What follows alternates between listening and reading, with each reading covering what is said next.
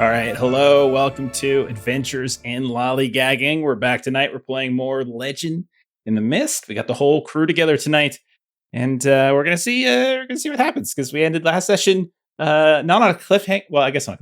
The Earth shook, so there was an Earth thing. So there's that. So yeah. I don't really have an open. I really should start planning better openings than this, but let's just dive in because I want to play. So.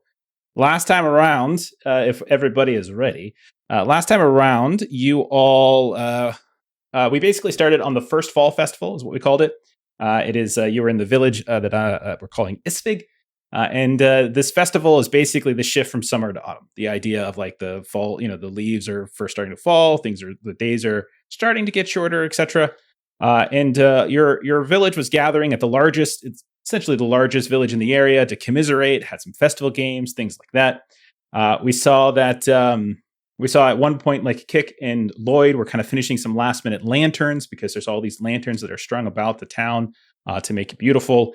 Morgan, you started drinking very early, and Snaggletooth, we saw you had a nice little moment where you convinced a little bully to stop being a bully to a young girl, and you then kind of befriended a kid named Tovis Kron.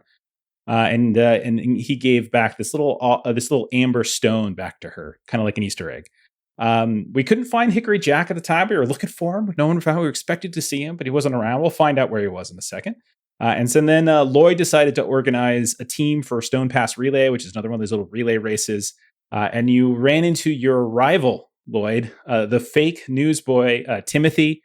And it was Timothy's sister, Tom and Creel, one of the I think he was like a millwright and a bawdy poet was on their team, but you all managed to win. However, afterwards, Kick ran into a little bit of trouble with the mayor as she had some unkind words to say for Timothy, which were overheard out of context by the mayor, and that kind of became a thing. Eventually, you apologize, but we could tell that this was something that Timothy was going to run with and started seeding all these little rumors about mountain folk and Kick. Throughout the rest of the festival.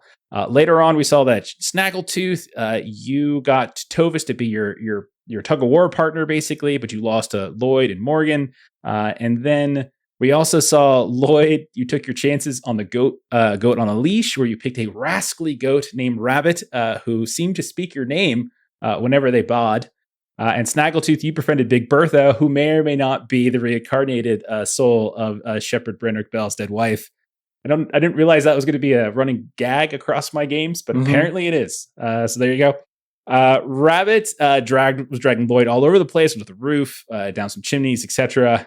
And eventually, you all met at the grain hall, where your friend, one of your fellowship tags, Father Poe, father in quotes, because he's a kind of a preacher type. He was giving a blessing to the grain, and he also hadn't seen Jack and was kind of lamenting him not being around. And let's see what else. And then eventually he kind of joined and started drinking with you guys outside of the, what do I call it? Old Morth's Taverns in the Commons. He kind of got a little lost in his cups briefly, but you lured him back out with these spicy zucchini pies, which nearly choked him. Kick managed to save him. And as the sun started to dip, we saw evening coming. Kick, you decided to get up and leave a little early. But before you got about 20 paces away, the ground began to shake. You saw the chimney to the general store, the Root and Tine, started to tumble down. And you started to see a crack appear in the ground, weaving its way towards the grain hall. So that is what happened last time. But we are going to pull back. Aaron, you there? You all good to go? I'm good to go. Double check. Yes. Okay. So we're going to flash back then to earlier in the day. The actual celebration, the festival, took place. It started taking place around midday, and it extends all the way into the night. And while we were looking for you, no one really could find you. They went and they did a handful of different competitions. But where was Hickory Jack throughout all of this? What was he up to? So you find Hickory Jack. He's in the woods. He's in the fork of a large tree, looking down at a path running from out of a meadow through this small section of woods and out the other side. And he's just watching the path, and there's this buzzing noise just circling around him, almost like the sound of a dragonfly. And he's got a hickory wand in his hand, and he's just watching. He's like, "Well, this I reckon with my dad on the long patrol, it's up to me, my duty, to sit up in here and make sure that, well, the runners, they're going to be coming through after the triathlon, and I suppose I got to make sure that none of the force critters, take too much of an interest in them. That's the job of a forester. I gotta, I reckon that's no, Thistle, not Thistle. You keep distracting me. Why don't you just settle down for a minute?" And you see this what you think is a dragonfly settles on his shoulder, and it's actually a small winged woman about the size of his thumb. She's got 4 rainbow-colored gossamer dragonfly wings. She's got kind of a messy mop of black hair. She's wearing a black tunic and leggings with like little sparkling stars in it. She settles on his shoulder, and she's just, you hear this kind of squeaking, chittering noise, but he seems to understand it. He's like, "I understand. You're my fairy godmother. That's what you told me when we buried my ma. But listen, I'm just going to watch till the last runner goes by, and then we'll go into town. And no, we cannot prank anyone in town. Thistle, that's not the... I got a bad enough reputation with the way I look. But when the last runner goes by, we'll head into town after that." She's forever trying to get me more into town and trying to make sure that I get in front of the people more. But I keep telling her that, and she knows, she's the one who told me about the iron sickness. All that iron in town makes me, I feel a little ill whenever I'm in town. So after the race, Thistle, we'll go in. I'm sure by then most of the events will be done. We'll find the rest of my teammates. I'm sure they did not need me for any of the events. They'll be down there drinking somewhere, and we'll catch up with them then. No, we're not going to prank any of them, Thistle. But all right, if Timothy is about, maybe we'll give him a small prank, but nothing big. It's festival day. And you see him just watching the runners go by. And then after the last runner goes by, he'll climb out of his tree. He's a lanky kid. He's 16, 17 years old. He's got a lean, lanky frame. He hasn't grown into his body yet. He's got deep red auburn hair, but as you look closer, you can kind of see hints or highlights of all of the colors of all of the autumn leaves in his hair. And his eyes are a deep blue with a band of golden amber that circles each of his retina. Almost, when you're looking at his eyes, it's almost like you're looking into an eclipse if you look up into the sky. And he wears worn, patched, but well-cared-for forster's garbs with a tattered green feather in his cap that his ma gave him before she passed away. So he'll make his way into the village. After the race is over, he probably takes his time. So he's not... because he doesn't really enjoy being. Okay.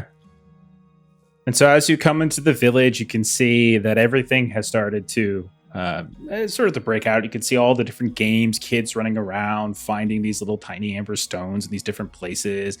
You can see that there's like some of the older kids and some of the younger adults and such are kind of over by like the pear and apple dunking and stuff like that, where they're pulling out pieces of fruit stuff from these big old barrels.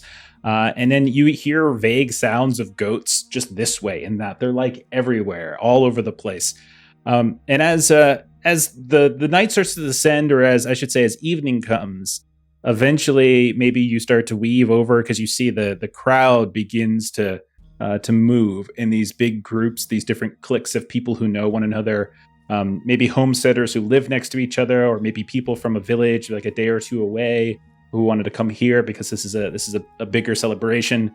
But you can see all of them begin to start moving more and more towards the village commons, where you can see like there's this kind of a large kind of circular. It's not a square. It's not really paved so much as it is just sort of flattened and hardened. And we can see the long stone hall, this large civic building that is probably the closest to the shore itself. where it's kind of built around this long dark stone with all these little engravings in it. We can hear the sounds of like the bells of some of the boats on the other side of it by the docks and such, kind of ringing here and there. And we can see that there have been set up all throughout the commons themselves, all of these very long tables, these big, long, almost like Viking style long haul tables. You know, they've been brought outside. We can see the strings of lights and lanterns going from one building to the next, wrapped around a pole here to the next. Some of Kix and Lloyd's handiwork, I'm sure, here and there. And the light begins to dim from the sky, but starts to glow even further from these lit lanterns. And you catch a familiar face, Kick, but you see her kind of moving away, the tall form and figure of your blacksmith friend.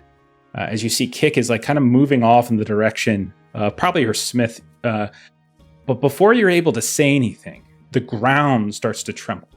And all of you back at the table with Poe, Kick on the road over by the general store, all of you can feel this sudden trembling in the ground.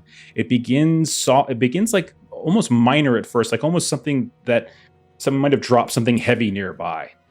But then it continues and it grows and it gets heavier and heavier, and all of the glasses and the plates and anything that's made of metal that's shaking on the tables begins to rattle. Then we hear the sounds of like creakings of eaves, or a post here and there just suddenly shifts and tilts.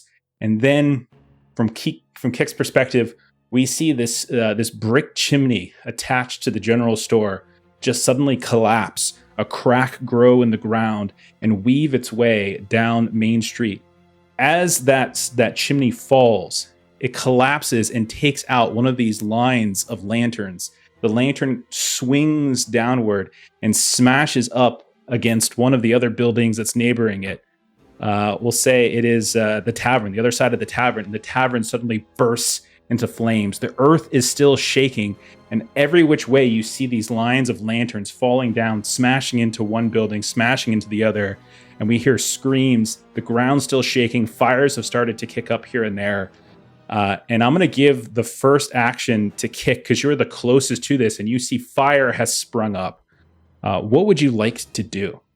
I presume in this era, fire is probably one of the scariest natural kind of disasters. So do we have like water barrels around to vent it? There's probably maybe on the other side of the commons, there's probably a well, like a public well somewhere here or there. And then in your blacksmith, probably in the tavern somewhere, there's probably larger barrels and things like that too. So there's probably stuff around here. Yeah. Okay, so Kick would look probably towards the thatch roof, know that that's how it's going to spread, and immediately try to, if there's larger barrels in her smithy, she'll run back there, grab some, and just start filling it up so she can throw and start to dampen the roof so that it does not spread, and to start bringing it back down if she can. Okay, so that's probably not something you can all do in like one thing, but running in 6 seconds, running there and preparing it. Yeah, I'm sure. I think you can run there and you can start prepping. Absolutely. Yes. I don't even think that's even a roll. I think you just running, but as you run, one of the things you'll notice is the ground is continuing to shake.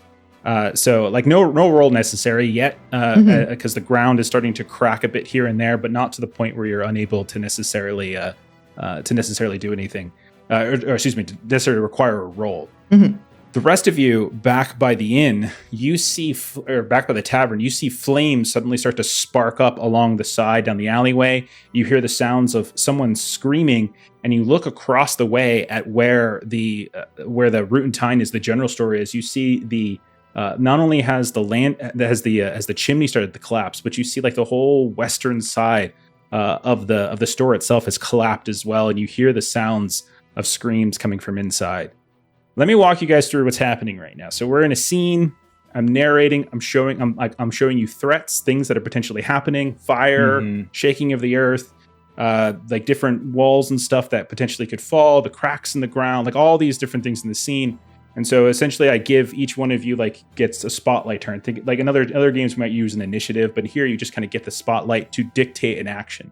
And so what you would want to do, kind of like what Kipster just did, you just say what it is you do. In some cases, like with what Kik wanted to do, doesn't really take a roll. It doesn't really take a roll for her to run back to her smith and start prepping some barrels. That's fine. In other cases, it might take a roll to see if it affects it.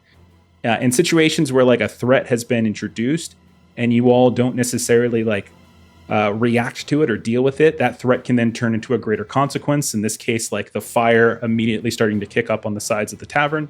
And in other cases, like consequences could be you guys getting negative tags, could be tags starting to appear somewhere on like all the way around the village and here and there. So it's the idea of you just kind of reacting what you see in the scene, and then we kind of play it out and see what happens. In some cases, you might have to roll. Some cases, you might not. And we kind of like roll around here and there. So I'm going to say let's go back to the tavern then, as it's where we see Lloyd, Snaggletooth, Morgan, Tovis is nearby, and Poe is nearby. Everything's shaking. The ground is still ruffling to the point where I'm going to put a tag, Quaking Earth, so that could affect some of the things you might try to do. And you also notice that there is fire now that has started to sprout on one side of the tavern itself. So of the three of you who are here and closest to the tavern, as you see the fires begin to sprout, do any one of you want to take the spotlight and try to do something here? Morgan can.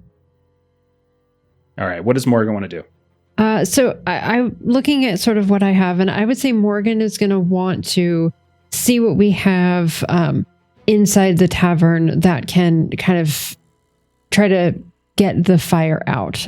So, things that we're wearing to kind of hit against the fire.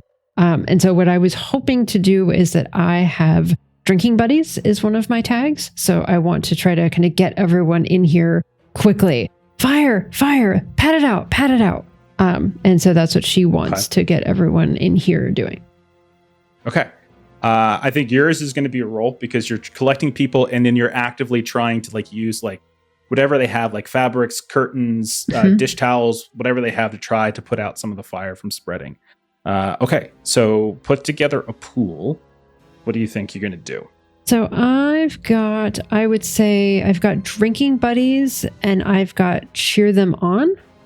So I think both of those, would kind of get people in the direction of kind of getting this addressed. Okay. So you're just everyone, and I'm gonna say that everyone's been drinking for a little while. So like, but I'm gonna say since it's not like super late in the day or super late at night, they're not like shit-faced drunk. So I'm not gonna say they have a negative tag yet. So yeah, go ahead and give us a roll to see if you can get enough people to come inside and actually start following along with what you're doing. Ooh, nice. That's an 11. Strong hit with 2 power. Nice. Okay.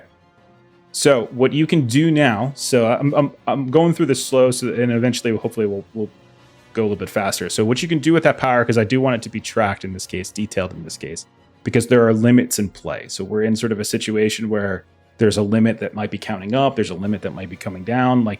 So there's things that you're trying to do. In this case, it's the spreading of the fire. Okay. And this fire has already begun to spread. So you could potentially use some of your power to set that limit back. You can also use like your power to potentially like advance other things or give a status to yourself, a status to the situation at hand that's relevant to what you're trying to do. And you look like you have 2 power to spend. So what would you like to do with that? Would I be able to, and the word is escaping me at the moment, but spend 2 power on a tag towards the fire that it is smothered or something in the direction of smothered is what I would like to do with that? Not in this case, because right now what I'm doing is I have a spreading fire limit that's going on. Okay. Or fire spreading limit, and so that would be more buying down status points. So like you could potentially buy like you can approach it in terms of its status, so you can spend your power that way. If you wanted to like, if you didn't want to necessarily affect the limit like that, you could instead create a tag like localized, so like it doesn't spread beyond like the tavern or something like that. Yeah, I like that we've kind of hit the edges of it a bit. So yeah. Okay, so the fire is localized to the tavern, but it is still on the tavern, though. Okay. So is that sort of making sense? You're kind of getting how that works. All right. So we see Keek run off, and when the ground is shaking, We see all these different walls are starting to quake here and there. And we can see the cracks in the ground. People are starting to scream. We hear the fire coming from inside. We see Morgan rush inside with some of her friends. Out in the main area where Hickory Jack, we can even say that you're close enough now to the tables that are still shaking around to see Snaggletooth and see Lloyd. You can see that this crack has been weaving its way in the direction of the grain hall. And at a distance, you can see this large grain hall that sticks up the end of the run of this road, this pathway. You can see the grain hall just suddenly start to like shake, like in the air, like it's shaking a bit and quivering as if it's under some sort of stress.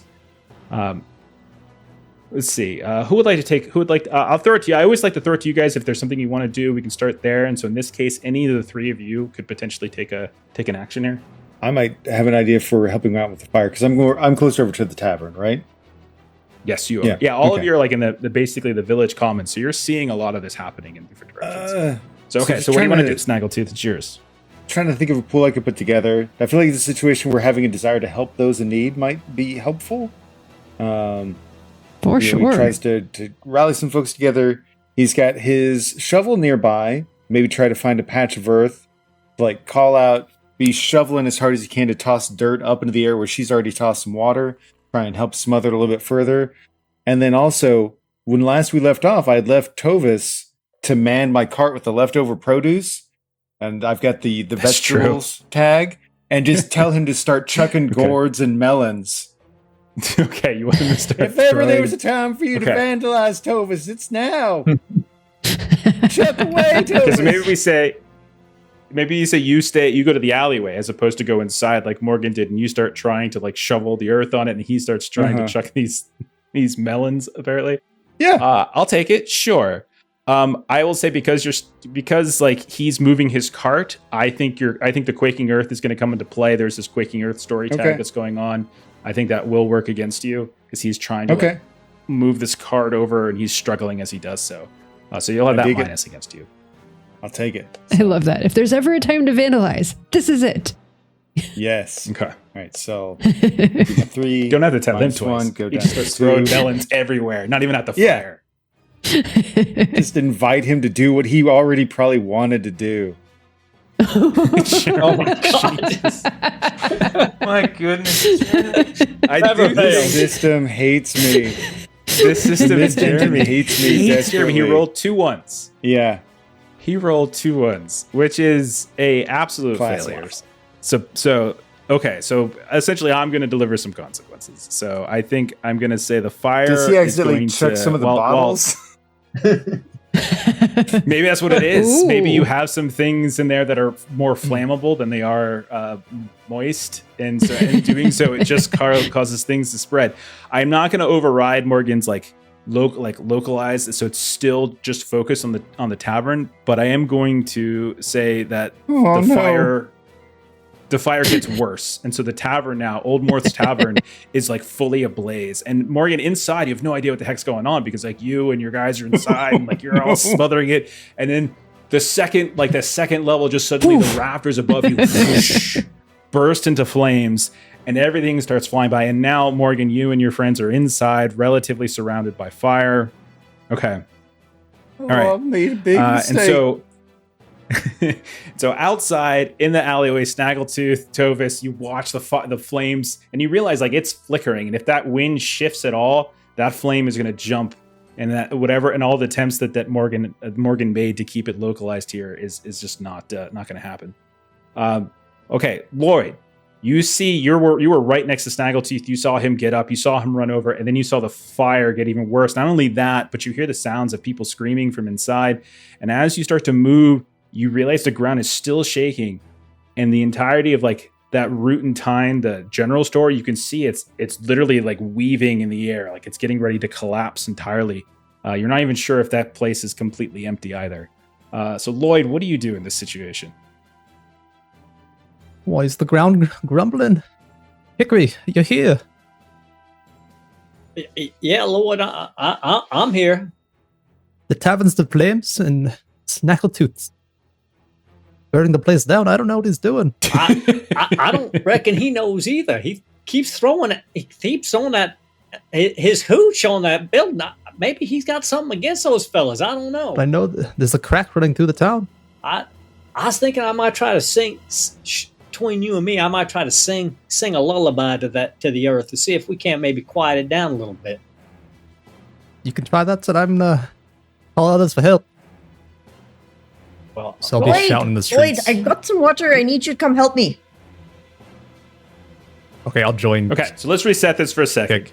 Keek, you're not there, so there's no way that he could have heard that. Okay, so there's that. So Lloyd, you were given the spotlight. So technically, what you should do, you need to take an action. Like you can call out to Jack and hear what he's doing, and that's cool. But you should still take an action. If you don't take an action, what that means then is if you don't take an action to sort of address like a particular threat, whether it's the growing fire, whether it's like the crumbling of the general store on the other side of the commons, whether it's the grain haul down the street, if you don't take an action, then what I can then do, because a threat wasn't addressed, I can deliver a consequence. Then I can just say, okay, well, now the tavern is completely ablaze and like everyone inside is burning alive. Or I can say the general store now completely collapses and anyone inside now is buried.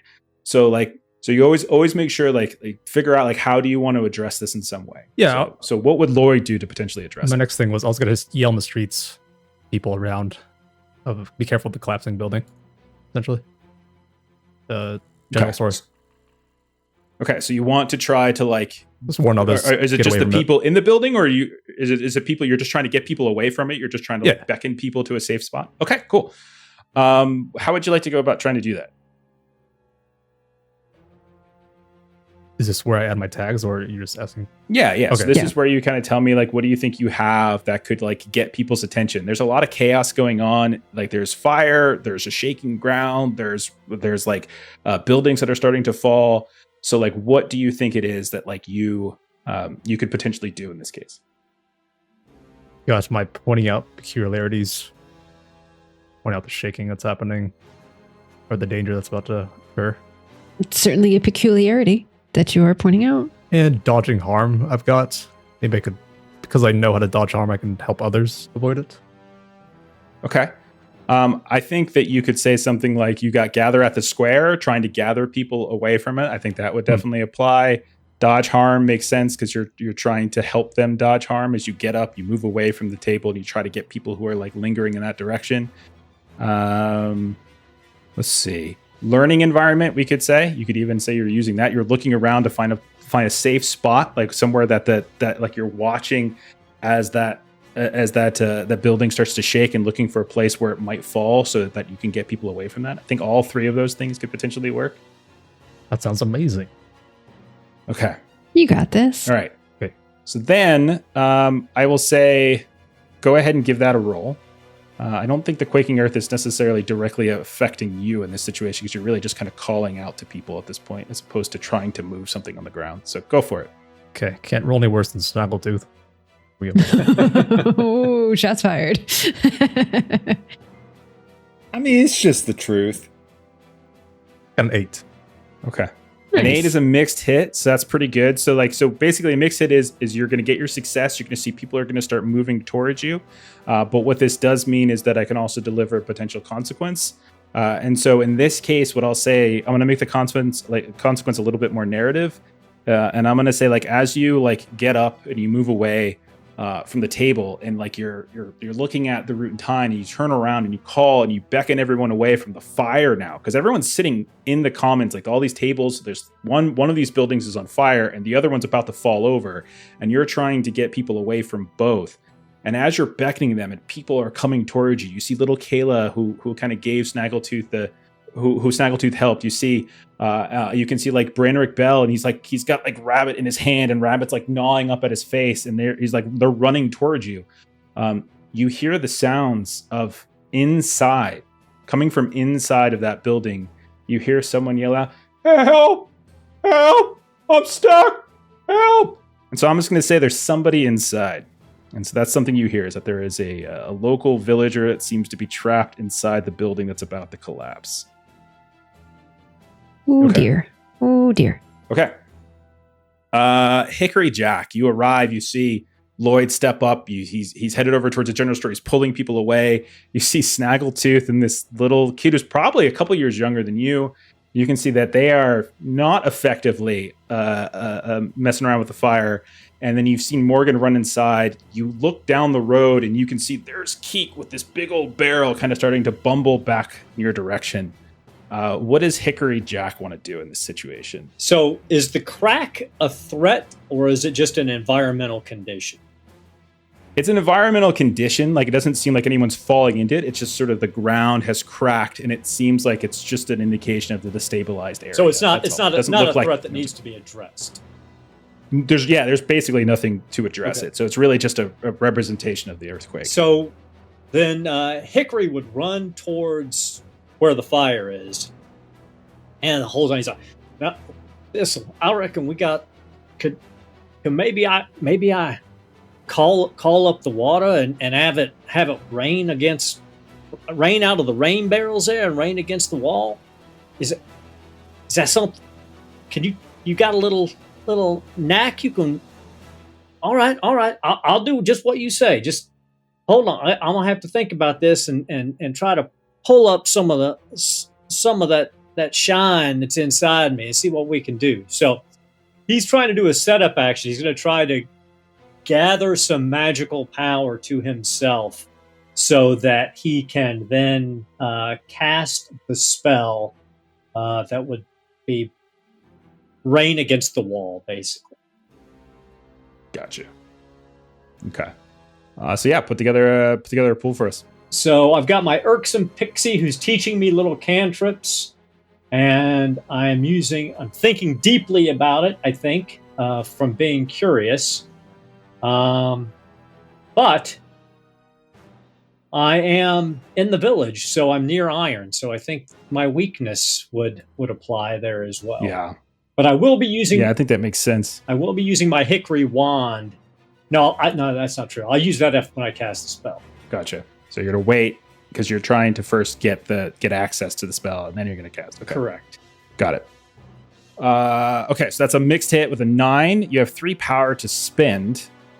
So you can. So the idea then, like we talked a little bit about the way your magic is going to work, is that if you succeed, you do as a setup, you create a story tag of the spell that then has to be burned with like a subsequent action. Yeah. So in this case, you're creating like a rainwater spell. Yeah. So I think with 2 of the 3 power, I would create the rainwater spell, so that water flows out of the water barrels against it.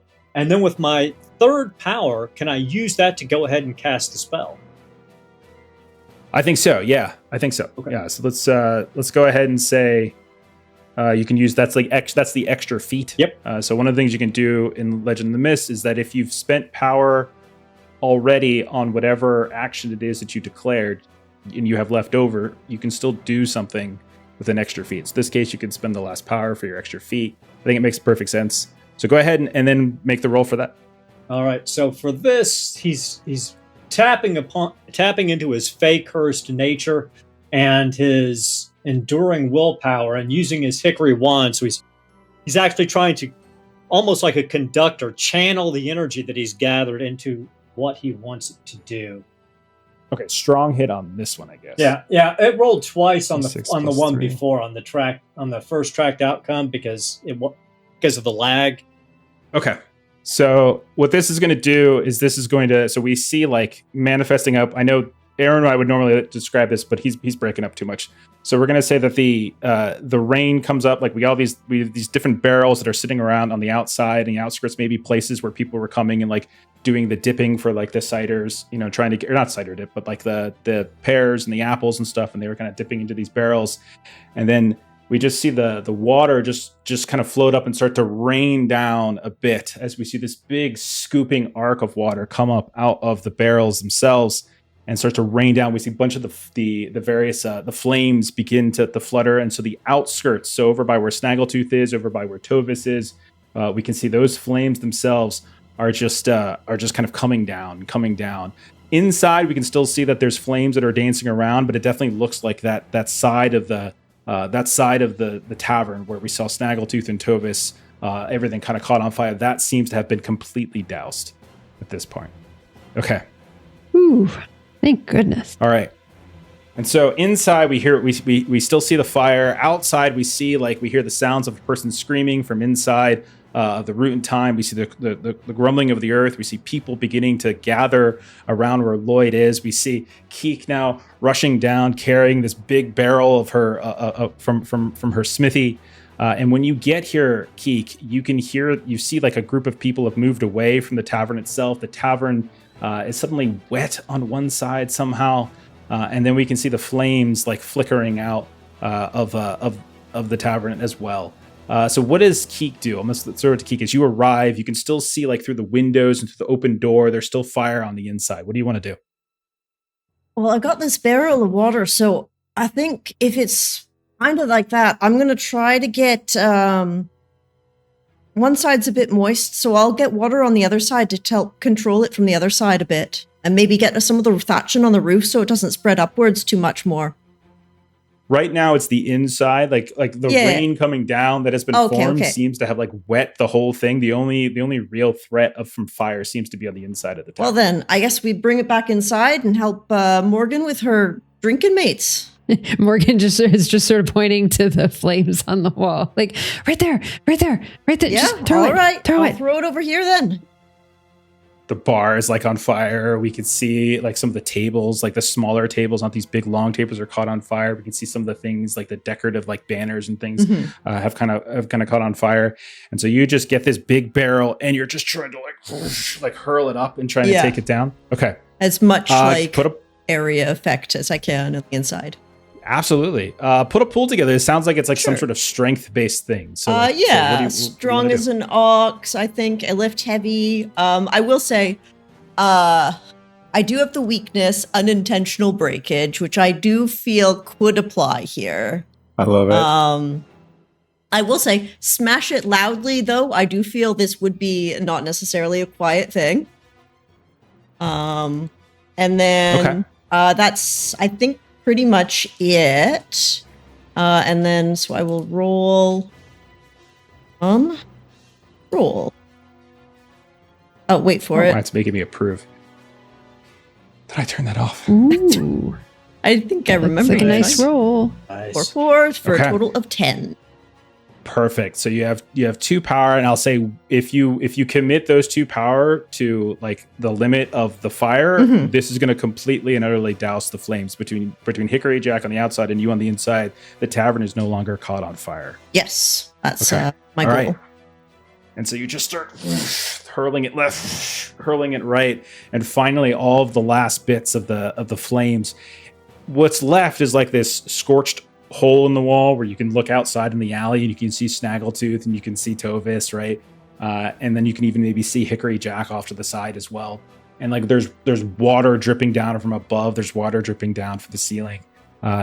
Outside, however, we see the over by the other side of the commons where we see the general store. We can see Lloyd. You've gathered everybody, and it's at this point now that the entirety of that building begins to fall. It leans and then it smashes into the building right to its side, which is that kind of longhouse, that big like civic building, like where the mayor, Longstone Hall, where all like the mayor and the town council meet. There's that old giant rock there that's been built around, and we see the general store just collapse into it. And so now it's kind of leaning over on its side, falling apart. And we start to see the wall of the Longstone Hall begin to buckle under the extra weight. At this point, I think, Lloyd, I'm going to give it to you because you're the one who is most capable of doing something to it. So how would you like to react to this situation? Wasn't there someone still in the store, last I heard? There was, yes. It hasn't the thing like collapsed to the side, and so now it's like leaning on the edge of the Longstone Hall. So there's barely a moment to try to get in there and help them. It's just a question of what you would want to do. There's still someone inside. Can I get some help? It's Snaggletooth. Oh, yeah. Well, what's going on? There's someone inside the store. Oh, no. And Snaggletooth would just run in. Okay. And so Snaggletooth just, like, you hear Lloyd running and you calling out, and you rush in.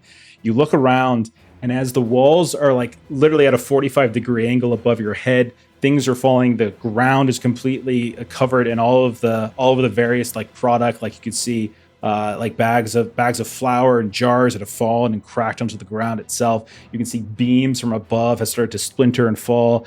There's broken glass everywhere, and you can vaguely see, as it's very dark in here at this point, you can vaguely see in the distance, like behind the counter, like beneath this fallen bit of shelf, these shelves and debris, you can see a kind of a leg sticking out, and you hear. What do you want to do, Snaggletooth? All right. So, I think my pool I'll put together here. So he's definitely trying to help somebody who's in need. Maybe heart of gold could be argued for somebody willing to run into a burning building. I'll take that, sure. And then potentially maybe taking advantage of the fact that he's a beaverkin. It's smaller than the average person, so it's not as hard for him to reach the nooks and crannies. You know, he's not having like to twist himself as much. He's able to kind of like weave through. Collapsed building and quaking earth will be working against you in this case, as you're inside a collapsing building while the earth is shaking. So I think those two are definitely. All right, so I got a whopping +1 on this. All right, you got this. Lloyd can help you, but Sure, he's just like, go inside. Send the beaverkin inside. Directing traffic.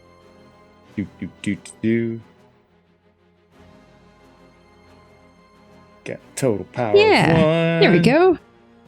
Mix hit. Yeah. Okay. So that is a 7. So that is a success with consequence. So the success is that you are able to pull whoever it is that's behind here out.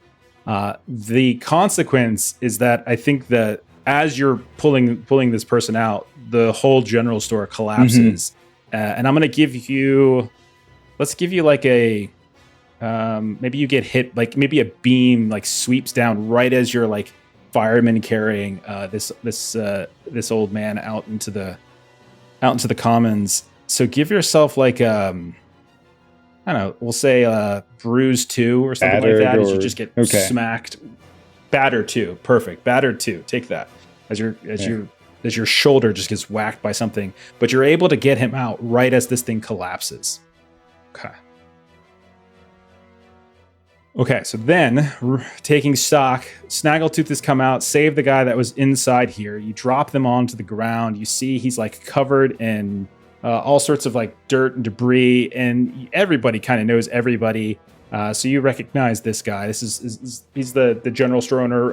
And his name is Corwin. Older man, kind of not the friendliest guy in the world, but not rude. He's definitely careful of pickpocketers, but you would know him. And then, as you're looking around and taking stock, we see behind, like the earth has started to settle. You definitely don't feel the quaking as badly. It looks like there's all sorts of debris on the ground right against the long stone hall, which fortunately is strong enough to withstand getting hit by a collapsed building. But the last thing you see, those of you that are out in the commons right now, is you do see like the grain hall has started to kind of just sort of tip over at this point, and it's threatening to completely fall. And you can see there's groups of people that are yelling, others are kind of like racing down. You can see there's a couple groups of people that are trying to get like these big like poles and beams that are kind of racing down there as well. And so this seems to be like the last major threat like on the board right here. So I'll give it to you again, Lloyd. Is there something you actually want to do? Do you want the spotlight to do something here, or what do you think? Okay, then I'll help bring supplies out to the grain house to support it. Okay, I like it. So you can see what people have been doing is some of them, like you see there's like groups of people that are grabbing some of these gigantic, like there's these really long tables. And so you can see people have like picked them up and they're starting to carry them down the road. And some of them are just sort of placing them on the side of it, trying to like brace the grain hall building to keep it from tipping over. So that's something you could certainly do. You can see like maybe in the distance over by the docks, but that might take too long for you to get there and back. There's some that are like trying to grab some of the posts and the poles and bring them over. But essentially people are just looking for something to brace the fall. So you could do that. Yeah, I've got sprint to get places faster. Bring the supplies faster. Perfect. Okay. This is our village. This is our village. You are protecting our village. You will never be able to use that if you go anywhere else. So, yeah, that's the plan. I can Go get to rid of it. Snaggletooth's house, and if his house catches on fire, you can't use it because that's his house. It's not your village. Not the village. Go for it. So what's the pool? Tell me what you got again. Please +2 don't here. burn my Sprint house. in our village. Okay, I'm going to go ahead and say that the quaking of the earth, by the way, has ended. So I'm going to say the earthquake has settled at this point. And you are not in the collapsed buildings. So that's not going to affect you here. So go ahead and give your roll. Okay. Thank goodness. Ooh, that looks good. 9. Okay. 9. Excellent. Okay, so I would say like this one isn't going to be tracked. This was just whether you could get there in time or not. That's all it is. And so I'll say you race over. Maybe there's a group of people who are getting ready, like 2 or 3 people outside that had already started, but they're struggling. And like you are the last person there and you make the difference. And like the 4 of you just start racing it down the road. And you can see they place it up. You have 2 power. Actually, no, I said this was a quick outcome. So you race down there and you can see you, along with everybody else, has started to just put all this stack of things. And everyone kind of holds their breath as the earth stops shaking, and we see like the grain hall just start to tip, and then as everyone's holding it and bracing it, it tips no further. And then like at this point, like it stopped tipping, and so now everyone can call shouting. Like people are kind of calling out to like some of the carpenters to actually get some proper support because this is just sort of makeshift. And looking around, from what it seems like to all of you, like. The earth has stopped shaking. There are cracks in the ground for sure. The general store has collapsed. The tavern has caught fire and half of it's like blackened, but it is intact. And the grain hall is tipping, but has been saved. So you think threats are off the board. What is everybody doing at this point, like in the aftermath of this? I would say inside the tavern, looking at Morgan. Morgan had been sort of against one of the walls, kind of trying to tamp the fire down. And she turns to Kick, and that was amazing. But you soaked me through and through. And she's just like drenched in all of the water that could get thrown at the wall. It was... the fire was started, and then suddenly it was just flaming all the way to the sky, and then you came with your water. Yeah, for some reason, it appeared like the side that Snaggletooth was throwing on a little bit brighter than the other side. On the oak. You hear Tova say, "We were throwing the melons at the wall." Snaggle said to throw the melons at the wall, so I threw the melons at the wall. Did we help? Did you throw things other than the melons? Were there other things? There were other things in there. There were a couple bottles of things in there. I didn't know what they were, but they had liquid, so I assumed they were probably water. So I figured all liquid helps. Throwing the melons was good. You did good throwing the melons. Good. Great work. So, okay. He looks really proud all of a sudden. And this is a kid who started off the campaign as a bully, and suddenly he's like looking around all proud, like he just saved the town. Savior of the town, you say, huh? I saved the tavern. You think they'll actually serve me now? No, you still got a few years for that, kiddo. Huh. But that doesn't seem too fair. Morgan wants to go outside. Why is the earth shaking like that?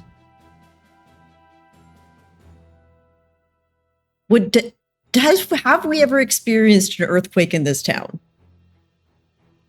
I would say you're from the Mountain Clan, so you probably have had like you've probably had some like rock slides and things, and maybe some slight tremors, but nothing that cracked the earth open. Like it's never been so heavy and severe as to knock over a building or to cause the ground to rupture in front of you the way it has. So this, I would say for all of you, this is even, I think Snaggle's our oldest. He's like 50-ish or something like that. And the rest of you, I think, are relatively younger. I don't think anyone has probably experienced anything quite this intense. Kick, you're probably the only one maybe who might have felt something of an earthquake in the clans. I don't know what this was. This is in the mountains, you'd see rock slides and the earth would shake, but nothing like this. And she's kind of like stepping outside of the tavern with Morgan and just kind of looking and seeing the effects. There's a right big crack that rolls hither and yon. It's going to cost us a lot to clean up. A lot of effort. Taking stock, it doesn't like the worst of it is definitely what you guys were trying to save. But it does look like there are some other buildings that have suffered, but nothing that has collapsed. Like you move around, you can see maybe a broken shutter on the ground. You can see in other cases, maybe a cart kind of got pulled into one of these cracks. And like, you can see there's a group of people trying to pull it out here or there. You can definitely see like, some of your farmer friends and such who, or folks who brought like some of the animals for different games, like they're freaking out because like their little corral where they had kept them was broken, and you can see that they're like looking at the broken paddocks, their hands over their heads, and then calling out to try to get help to go chase down some of the animals that probably just ran free. But it doesn't look like anything worse than what you all faced directly. Were we able to rescue anyone from? Are there any other buildings that need any? Well, you all did real good on everything you was doing. There's the one fellow over there. He's okay. Just, he's coughing up a little bit. But thank goodness. I think everybody got out okay. Looks like Lloyd's keeping that tower up. My word, we should find the mayor. I don't know why maybe he knows something about what's going on. She, sorry. I ain't got no clue. I got a mind trying to help them folks gather up them livestock. I think I'll join you, Snaggletooth. I don't think the mayor much lets me right now, so. Well, I figure. Got me an idea. I mean, y'all know, yes.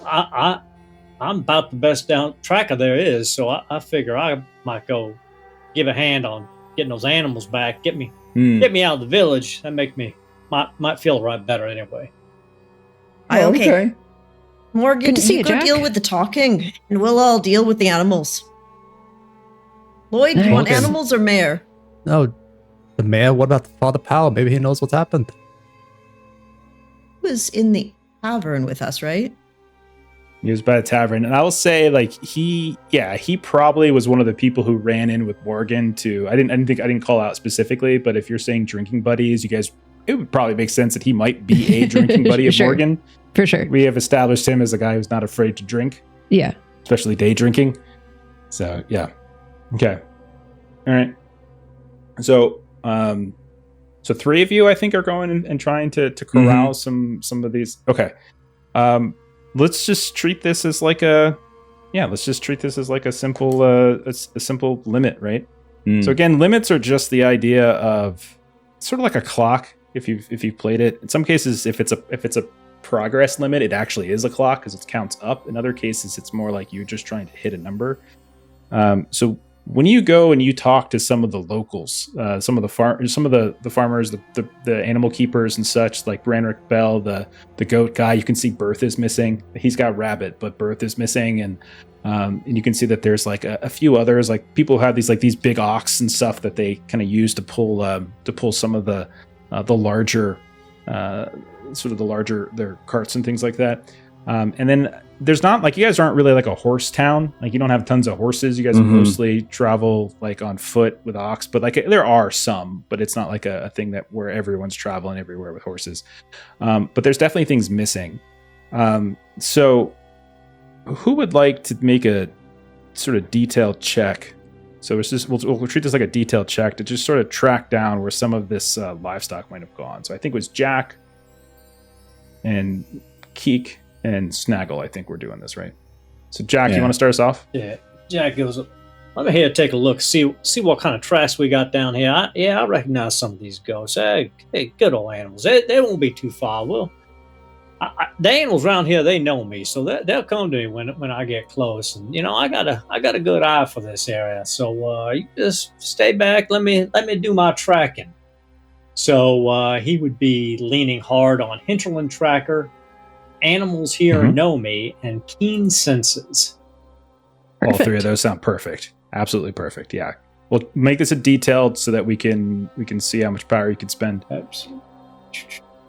See how long this takes you. This could be really quick. This could be you tracking down quick, or it could be something that takes all night. Okay.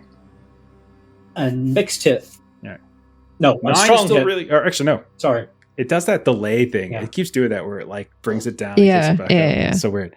Okay, you have 3 power. I set a limit of 3 on it, so you're going to find them relatively quickly. So I'll say like the 3 of you, you're in a group, and maybe there's a couple other groups that go out looking, and you hear the sound. And different groups are probably finding different animals here and there, but you hear, Hickory, the sounds of like a. And then you also hear like the sounds of like a cow like moving. Like, I don't do that as good. And you see like on a ridge, just to the like east of town. It's like you kind of follow the shore a bit, away from the docks. It's dark, but I'm assuming somebody's probably got a lantern out. No big deal, or a torch or something. But you see that there is a small grouping, Jack, of what looks like a goat and these like 3 or 4 large large cows, right? And you can see they're on top of a ridge, and they're all 4 of them. All 4 of these animals are like looking down the ridge northward into the fjord itself. So like you guys, so we've established like Isvig is on like the southern coast of this fjord, where like the sides just kind of pinch together. And like at the part where those 2 sides are closest is where the village established itself. You head east maybe a mile away from town, and you find these animals in the dark acting kind of strange, and they're on the ridge, and they're all kind of looking down that ridge towards the water line. What do you do? Jack walks up. He's like, Bertha, and he pulls out some like trail mix or something and just casually feeds it to her. Looks over the side. So what you reckon's down there make them all so interested? Then he'll look over the edge. And when you look down, you can see on the gray shore, it's like this gray sand, this rock and such, there is a massive creature that is washed up on the shore. It's got to be, I mean, you can't even see the entirety of the thing. Like it's got to be at least 30 feet long, and half of that might even still be in the water. But it's this massive hulking thing, very pale. Like even when you're holding up the lantern and you're looking down, you can tell very clearly this is like a white or very light gray. And you can't tell from up here whether it's alive or dead. It's hard to say. It's covered in some of this sand and gray mud and such. But you can see like built up around, has a very short snout in the front. And you notice as you're looking at where its mouth is kind of lolled open a bit. Like it's got no eyes, but it has like built up around its jawline. There's all of these like barnacles. Like you've seen barnacles before. You live in town. You're friends with Morgan. You've seen what they look like. You guys don't usually go too far out into the water, but sometimes it happens. And you can see they're all built up almost like a beard around this creature. And the thing is enormous. It's like 30 feet long at least. And that's what it seems like they're looking at. Well, that there piqued my curiosity. Keek, you up here somewhere? Yeah, I'm right behind you. Ma'am, take a gander down there. What? You ever seen nothing like that before? Nah, it's kind of gross looking. Well, I figure like a bad fish. That's an awful big fish. I think it needs to go back in the water. Well, I figure we ought to go down there and take a look at it. All right, Snaggletooth, you're here too. Let's see if we can't push it back in. Mm-hmm. Just don't want to deal with it much, I think. Well, I don't know about pushing back in, but let's go down and take a look. But let's tie the animals up here first so they don't go wandering off again. Let's tie the cattle up so they don't fall. I agree, and that's definitely what you said. Probably. Yes. We'll make sure to just stick a post in the ground so they don't run off. Snaggle, do you go down with them? Yeah. What's the worst that could happen, right? Okay, so the 3 of you just start to climb down the ridge until you get down to the sand. You're a handful of feet away. And as you start getting a little bit closer, you start to hear like a hum almost coming from it. But before we dig too deep, let's cut back to the town where we've got Morgan, we've got Lloyd. The two of you are still in town, I believe. Is that right? Am I correct in assuming this? Yeah, we're gathered where everyone's congregated, trying to find out what the mayor's saying anything. Okay. So eventually, like you'll like as people start doing head counts and stuff and calling out names and things, people start to group up in the town center. Like Mayor Hild will arrive, and she'll be like, "All right, everyone, calm down. The excitement's over. It's from what I can understand it, we've got no deaths, a few injuries, of course. So if any one of you have got some skills with some bandaging and you don't have any drink in you right now, we could certainly use you." And she kind of points over to like the Longstone Hall. So if you've got anyone injured, just bring them in here. If everyone could just move about very carefully. We don't know if this is the only one of these earthquakes that we're gonna have. I've heard stories that there might be aftershocks, I believe is what they call them. So everyone be very careful now. And like you can see everyone's listening to her, and like they're like, of course, and they're asking, people are calling out questions, and they're nervous and they're scared, all that kind of good stuff. But like eventually, like crowd breaks up enough that if you wanted to approach her, you certainly could. Do you do that? Mayor, what's going on? Why the big shake? Oh, Mr. Grover, I have no idea. It's I've never had one of these, seen one of these so heavy before, and not so close to the water either. I know that some of your friends, your friend Keek's people, I know they talk about the earth moving a bit here and there, and off to the west, of course. You don't want to climb the mountains because we know how easily the rocks will tumble. But here, no, not by the water. That's why the ancestors settled the place. Because it's flat, it's safe. This sort of thing doesn't happen. I'm quite alarmed, I have to be honest with you. But I thank both of you. I've heard stories. Both of you were quick to help. Lloyd, you did a wonderful job gathering folk, pulling them away.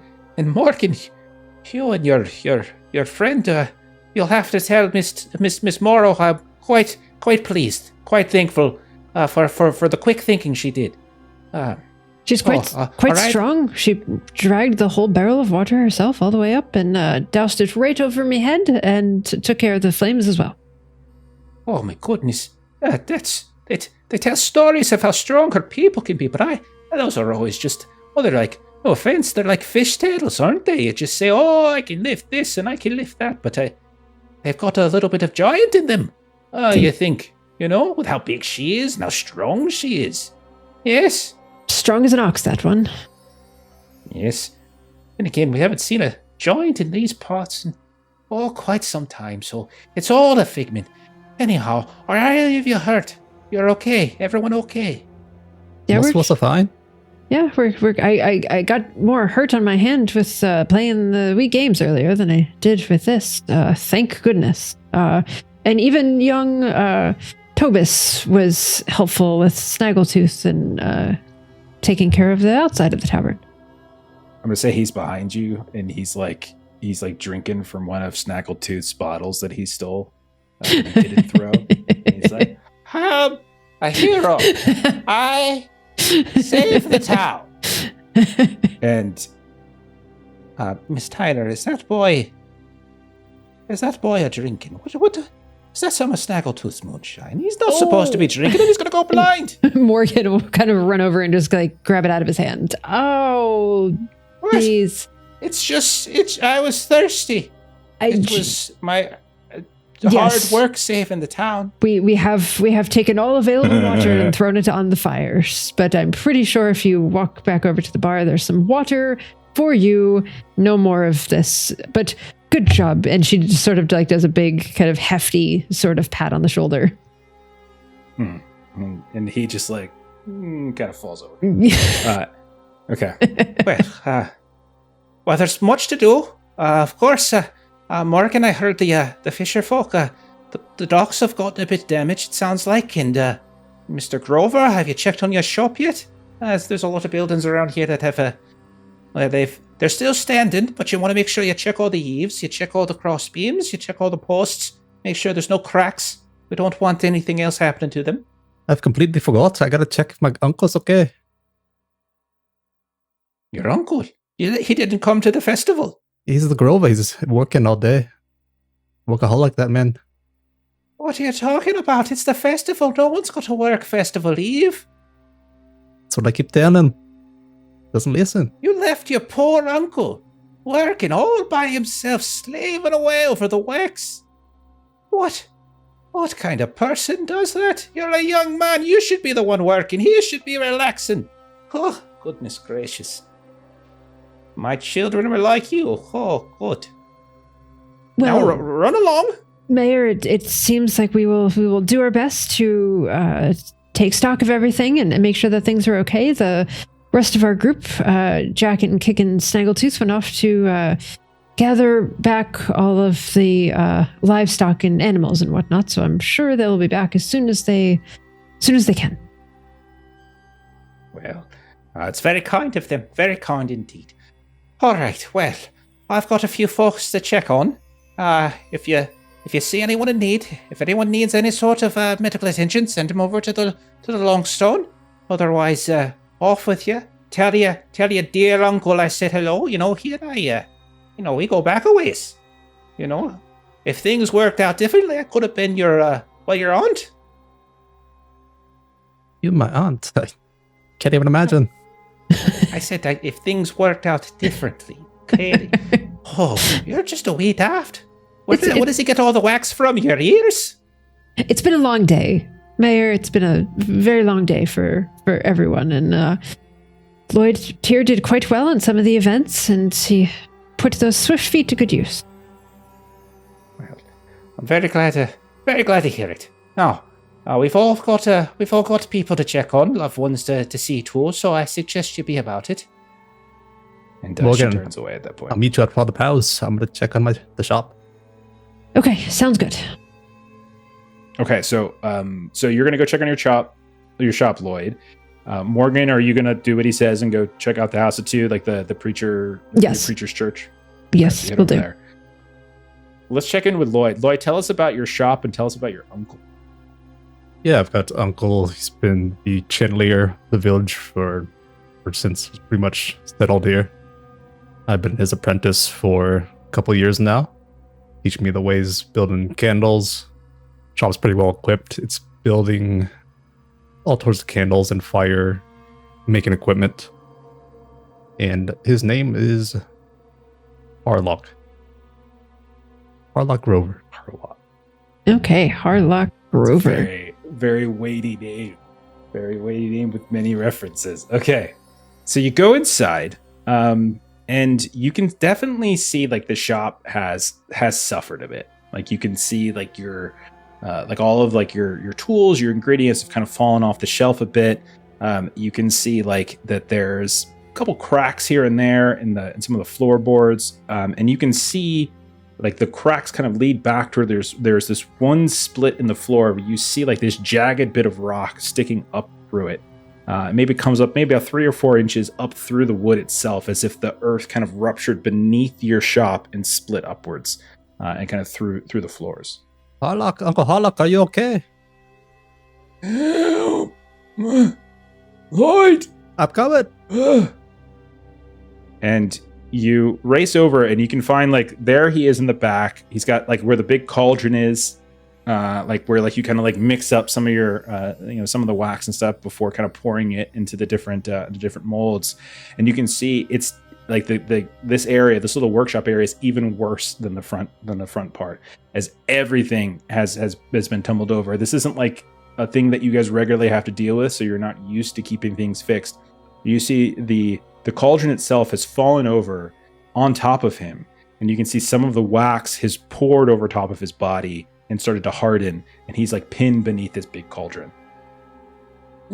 Help! I can't feel my legs, boy. Let me get the wax off you. Get the damn cauldron off me first, you gush. Right away.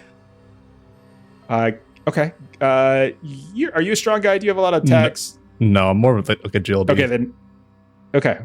Give me a quick outcome for it. If you had a bunch of tags, I would have just given it to you for free. But since you don't, if it was like a kick or a snaggle, I would have given it to them for free. But you're not. You're a fast and daft boy. So go ahead and give us. Okay. There's no tags on this. I'm a young apprentice. Well, you have a well-equipped workshop, so maybe you know the well-equipped workshop for a tool that might be able to help you. I'll take that. Like lever, I like that. Okay. Get a lever action going.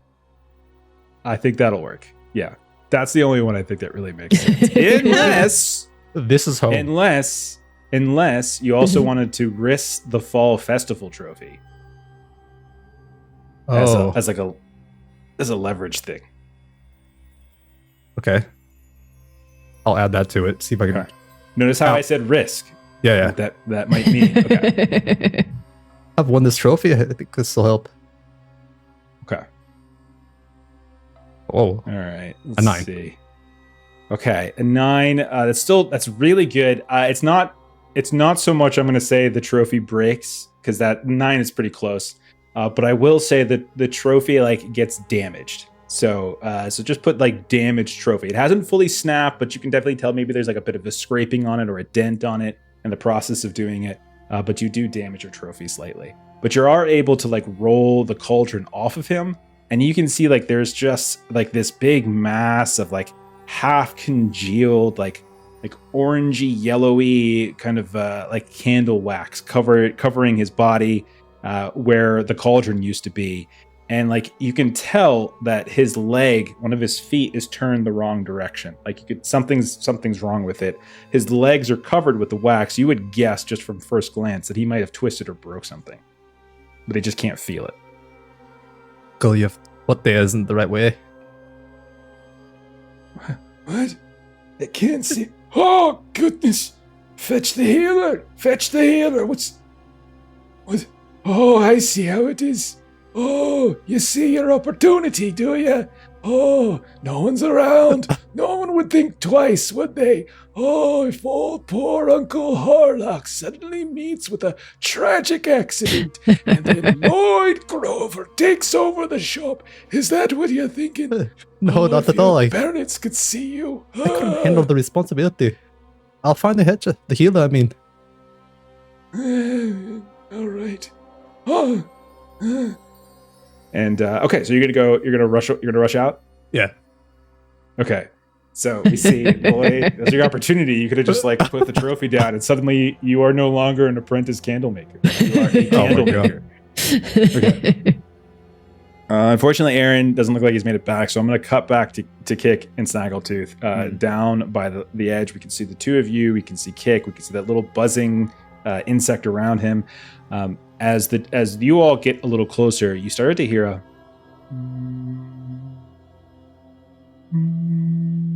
this soft hum sound that just begins to sort of get louder and louder as you kind of get a little closer. When you do get closer, you realize there's not just barnacles and stuff around the jaw. And you can certainly tell that the creature is very, very pale, but you can tell that the skin itself is marred. It's got that kind of fish blubbery skin. You've never seen a creature like this before. The two of you have never seen this before, but you've seen fish before. You've seen other creatures of the sea before, and it's got that kind of look to it. But it actually almost looks like a series of brands. It's like these scabbed sections of skin just roping around and around and around in this strange pattern. It's not like a leopard print. It's not like a tiger print. It doesn't have that kind of it's like something like the skin itself has been affected and scabbed in some way, but it's wrapping around, and you see these familiar images, and you still hear the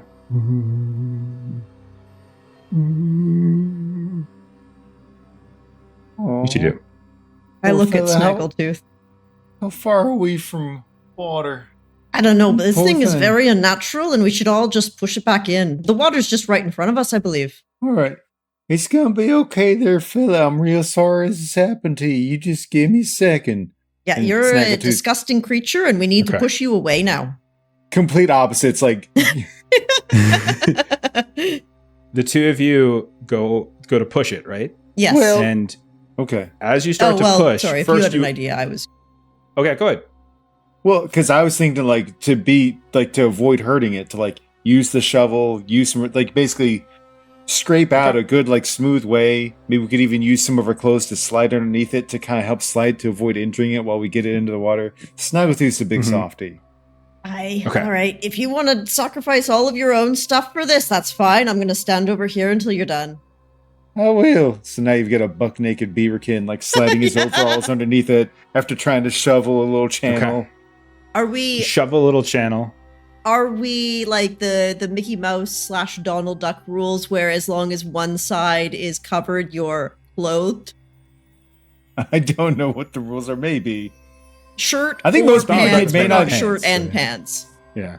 I think well maybe because like we talked about like his family is pretty rowdy. He's like him wearing clothes is just him trying to fit in. Okay, I don't think most beaverkin normally even you're bother. just fur. Yeah, he just does it because he's, you know. Yeah. All right. Fitting in. Anyway, Okay. sorry. So you try to create this sort of leveraged position. You try to, and then the two of you go up to it, and you try to push. Okay, you. It immediately fails as you're trying to push over a multi-ton whale back into the water that's 30 plus Yep. feet long. But in addition to that, as you put your hands up against it, you kind of feel the skin just sort of give a little bit, and as it does so, like your Oh, no. hands sink in. Oh, I'm so And sorry. then you suddenly hear the sounds of like that humming just radically grow louder and louder to the point where like it's in your head, and you feel yourself just sort of swaying a little bit in your stance. Both of you give yourselves the status Beguiled 2, as you feel like Okay. this thing is still alive, and it's kind of whatever it's doing, it's got this sort of trance-like motion, but even the two mighty folks that you are unable to even make this thing budge, as it's so big. Oh my. Hey, well, goodness. All right, so we ain't gonna be able to do that on our shoot. We need livestock and ropes. We need to bring the water to it. It's a heck of a lot more than I can do with my shovel. All right. I don't like this unnatural creature, but if you stay here and give it some water over the time, I'll go back up and see if I can't get some of the villagers around. The problem is, we also just had a natural disaster happen to us with this shaking of the earth, so I'm not sure how many people are going to be happy to volunteer for this kind of thing. We could try to Okay. get the cattle down to pull, but they're not water creatures to go in for that and then be pulling towards the water. All right, I'll think of something. I'll do what I can. Well, reminder, Snaggletooth. Sometimes it sucks, but mercy kills the way to go. Well, I'm gonna wait as long as I need to before we reach that point. Not saying you. As long as you're completely willing to, wrong, or as but- long as the creature's willing to. Well, just you do what you said you was gonna do, and don't be so quick to want to do that. I'm not saying you're wrong. Just All right. Well, look, Good. I'll try my best. I'll go get some people if they're available, and we'll try to swing it with some ropes or something. Okay. So Kick's gonna run back. You're only about a mile away, so you're gonna run back. I'll bring the And cattle and then- the goats with me on my way back. Okay, so you get ropes. They're very kind. Like even Bertha, you could tell is like she's She was chill. Like cooperative. they're all kind of chill at this point. She was very cooperative. Yeah, which is nice. And so like you're able to start leading the back, which will slow you down, but it's not far. It's only a mile away. Yeah. Meanwhile, back at town, Morgan, you are heading over towards the towards the House of Two, which is House of the Two, which is basically the church. So like the predominant, like the religion in the area is really just the maker and the unmaker. That doesn't really get more complicated than that. And that's effectively what your pal, your drinking buddy Poe, says. And so when you head over there, Morgan, first you notice that like it seems to be intact. Doesn't looks like there's any issues. It does look like there was like some scorch marks, some fire on the ground, but didn't jump up to the actual building itself. You see the door is open. Like he's got this large painted door. And you can see the door has been left open. There's maybe 2 steps up to a landing area, but otherwise it looks like everything else. Inside, you can see that like there's a handful. It's not like pews. Like it doesn't look like pews. Instead, it's just a collection of seats and benches, like this haphazard groupings of seats and benches. And it looks more like an AA meeting with everything kind of circled around a bit to a degree than it does like any kind of recognizable church. There's no real adornment. Like you look around, it's a very plain looking building.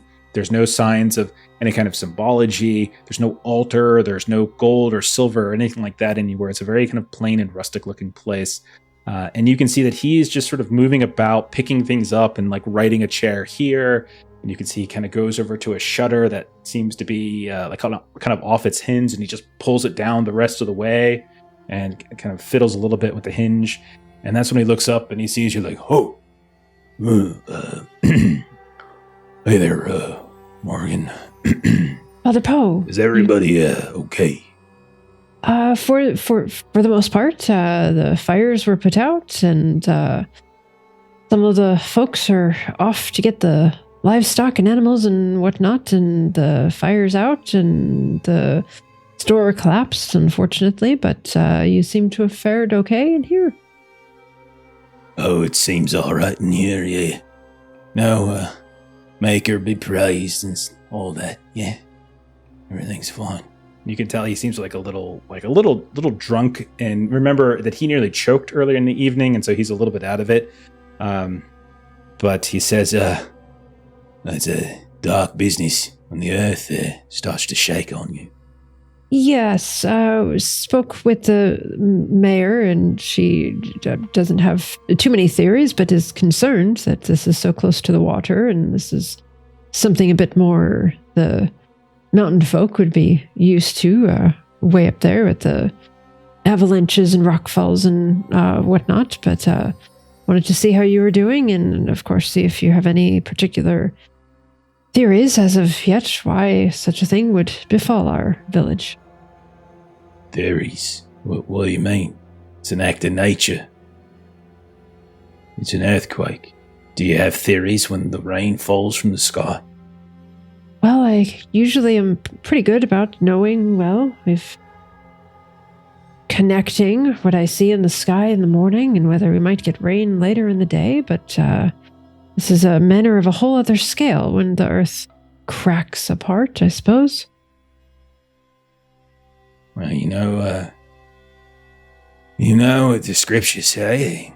The Maker makes the world and the Unmaker unmakes it. It seems as though this festival, Unmaker was on duty, and the Maker was tying one on. Something that simple.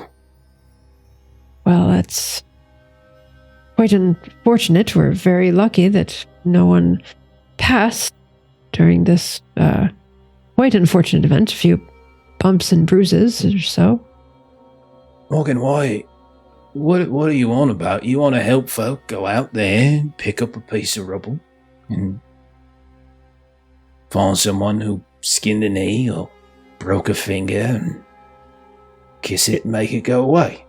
Oh, sure, just Pretty checking simple. on everyone, making sure everyone was okay. You were on the list of folks to check in on, and I'd seen you imbibing a bit earlier, so I just wanted to make sure that your feet found solid ground. Are you my mother now? I can't. You of all people saying to me that I'll drink too much, is that what you're saying? You of all people. When was the last time you were sober? That gonna say it's been about 2 years, 2 months. All right then, so Well, it's a festival too. It's a holiday. It's a celebration. Why is this? Why is this even a conversation? I was really just making sure that you were okay, and it seems that you are physically okay. I'm okay. And you see he like kind of like slams down the awning, like the shutter he had, and it kind of splinters. This God. Look what you made me do. And it's like splintered in his hands, and he just throws it back down to the ground. I'm getting too old for this. So, is this out of the ordinary for his disposition to be this cantankerous? He's a drunken, ordinary, brimstoney. Like he's a preacher who usually we called him like a brimstone. It's like I don't want to do brimstone because there's no, we're not doing Catholicism, Christian theology stuff. But he's definitely like the way I'm interpreting it, he's a little bit more of a downer. Like he's a mean drunk where you're a jovial drunk. Got it. Okay. And so given that this has probably not been our first round of this, all right, well then, it was good to see you were on your feet and chipper as always, and I will go about checking in on the rest of everyone. Good night to you. Did you have fun, Jack? Yes, he did appear, and he went off with Kick and Snaggletooth to round up all of the livestock that got out of their corrals. All right. Good. Never mind. All right. I apologize. I'm sorry to hear. I didn't mean it for you. Just, it was a difficult day. That's all I'm saying. Very, very difficult day. Are you sure there isn't a message I could pass along or anything? I'm fine. I'm just gonna tidy up here a bit more, and I'm gonna go ahead and get some rest. That's what I think is best. Yeah. Yeah, and you know what? Pulling off the rest of these things can also wait till the morrow. Maybe you're right. All right. Maybe you're right. Okay. Shut the door on your way out, will you, please? Yes, absolutely. Right. And when she goes, yes? Nope, nothing. You go ahead. So I was just going to say, kind of as she closes the door, she kind of closes the door so it doesn't really make sound, so that she can sort of like open the door back up again and just kind of poke back through. Oh, okay. You want to like do this stealthily, like in a way like where maybe he doesn't notice you? Yeah. I mean, sure. I'll give it a whirl. Okay. Yeah. Let's do a little quick alchem. Put a pool together. What do you think? I have nothing that would help. I'll give you with this. One of the things that would be helping you in this case is he is drunk, so you could take a +1 for that. So he's not as so alert. His intoxication. Okay. His intoxication will help you, so that's a +1 for you. I would say I've got nothing that's in a sneaking direction or anything like that, so I think it'll just be a... doesn't look like it. Okay, so I'm just going to roll it straight, and then we'll just remember the +1. Yeah, it's an 11. Oh, wow. This game hates Jeremy. Loves Melissa. Okay. All right. It's balanced. As long as the love is I there. get sure about the rest of them. It is balanced, yeah. Okay. You look back in. You're able to open the door without it doing the classic creak, and you peek inside, and you just kind of see him like look out the window for a second that he just was clearing the shutter, and he's just sort of shaking his head, and he kind of runs his hand through his hair. Remember, he's like balding a bit. He's kind of got like a kind of black hair a bit where he does have it, and scraggly beard, and you overhear him just say, it's too soon. No, I'm not ready yet. It's too soon. Too soon. Micah, please. Not yet. I'm not ready yet. And he kind of takes a big deep breath, and then he turns away from you He doesn't even know you're there. And he starts walking to the deeper recesses of the church, basically where he sleeps. Morgan's gonna go back in with that. Okay. Not quite ready for what there, Father? What? Oh, Morgan. What? Yeah. What? What do you... You just started what do you talking to need? yourself. What? No, I didn't. Too early for what? You're not ready for what? I was talking with the mayor. That is what a man of the cloth as myself does from time to time. We talk. Yeah. You normally pry on other people's business. You listen to people's confessions and prayers and such as well. You know, that kind of behavior is the type of thing I would expect from Lloyd, but not from you, Morgan. Come on now. You don't tell me today. I expect in the morning. Tell you what. What is too soon? Did you know this What was is going to too happen? soon? New walls. How can a man can't predict the shaking of the earth? What's wrong with you? A man who It's can an speak with the accident. It's a Maker can. tragedy. Oh, when you speak with the Maker, it's not like the Maker talks back, so to speak. You say things. Well, I know you don't come here very often, but look, it's just a thing that people do. It makes them feel better, you see. And I was just saying a few words before. Now, you misheard me anyway. You shouldn't be prying around other people's business. You shouldn't be sneaking into other people's places. And I'm very disappointed in your behavior here. You know, this is very untoward. I'm a bit insulted. If I do say so, I'm a bit insulted. Sure. Tomorrow. I'll ask you about this. Tomorrow. Get in the morning. You're not going to ask me about it's. Just leave, okay? I'm tired. I'm taking your advice, and I'm sleeping it off. That's it. That's all I'm doing. Yep. And so she's going to leave this time, except she's going to close the door very loudly behind her. And you hear the other shutter fall and slap for doing so. Oh, And shoot. You just hear like, oh, like yeah, and he hurls some curse. I'll say it's at this time as you come out, you can see like Lloyd like moving with one of the healers like up to the Candlemaker. We'll say maybe the Candlemaker shop is near the church. And then you also see the strangest sight coming from the east as you see Kick like bringing what looks like 3 or 4 different animals slowly in the dark into the town, and all the 3 of you are like within eyesight of each other. In the middle of the town. Will also say I would probably be going to Poe because of the scripture or the symbols around the whale. So he's about to get another visit. Lovely.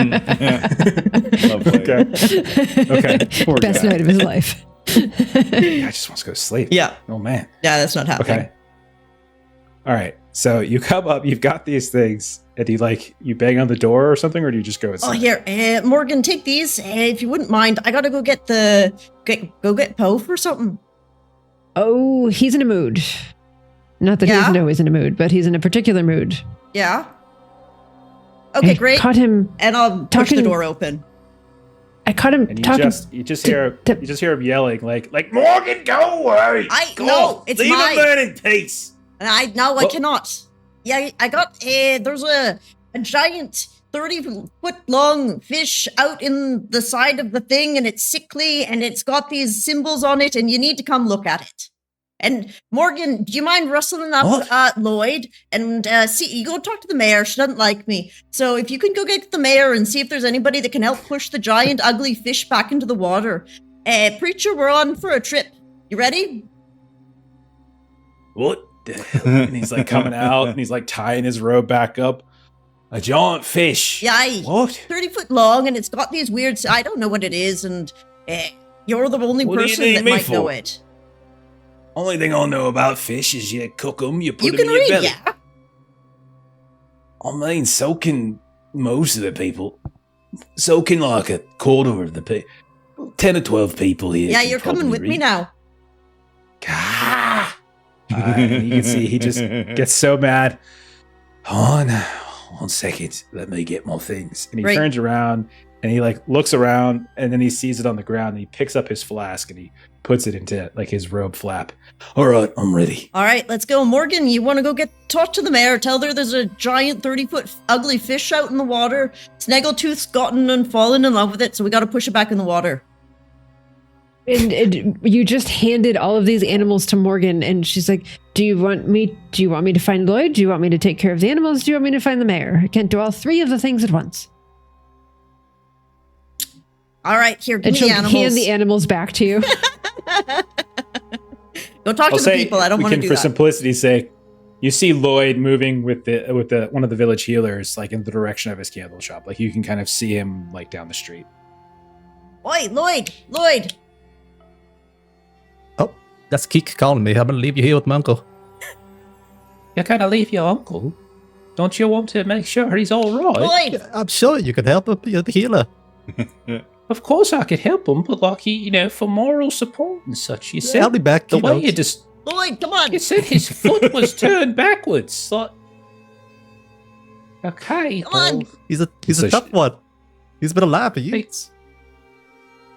Well, he might not have that many left, and with a nephew that... Okay, fine, go play with your friends. And then she goes inside. What's all the Just- yelling about up here? Lloyd, there's a giant 30-foot long fish that's ugly that Snaggletooth's fallen in love with. We gotta go rescue it. I can't comprehend that sentence, but I'll come with you. Excellent. Do you happen to have any rope?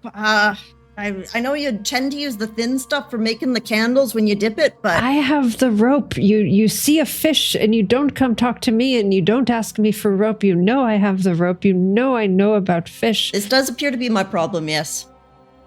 It's a giant ugly fish. It did a weird sound and it hurt my brain. Makes me not think well. Is this why the Earth's broken? So many things are happening. Oh, that's why we're this kidnapping evening. the preacher for this. It's the fish telling you to bring me. Is this why? Pal, you gotta come with us. You got your flask, so thought it let's was head a- out the door. Thought it was a dead fish. Oh no, it's very alive. Wait. Oh. Okay. Snaggletooth is I'll just determined to wanna go keep to it bed. alive. Well, unlike our friend here, and he kind of like thumbs towards Lloyd, like he does seem to care about living things. So Told you he's a dark guy. Lloyd came when I asked him to. That's not a Karen. That's pretty good, I would say, Poe. All okay, right. where are we going? Where's this giant fish? Right, well, let's head this way then. It's about a mile off. Okay. Are all you going? Yeah, You're gonna leave your. Okay. So when you get back, but Snaggle, are you doing anything in Oh, the time yeah. in which they? Oh, he's in a real tizzy. It's been a doozy of a day. But you know, he's going to take them overalls. He's going to try and be resourceful. Like, he's going to go down to the edge of the water, going to get some muck, lots of plant, like whatever sort of weeds and whatnot there that can absorb moisture. He's going to come back. He start doing little patchwork, like spots to have like the muck and the weeds kind of give it some moisture so it's not going to, dry out too quick.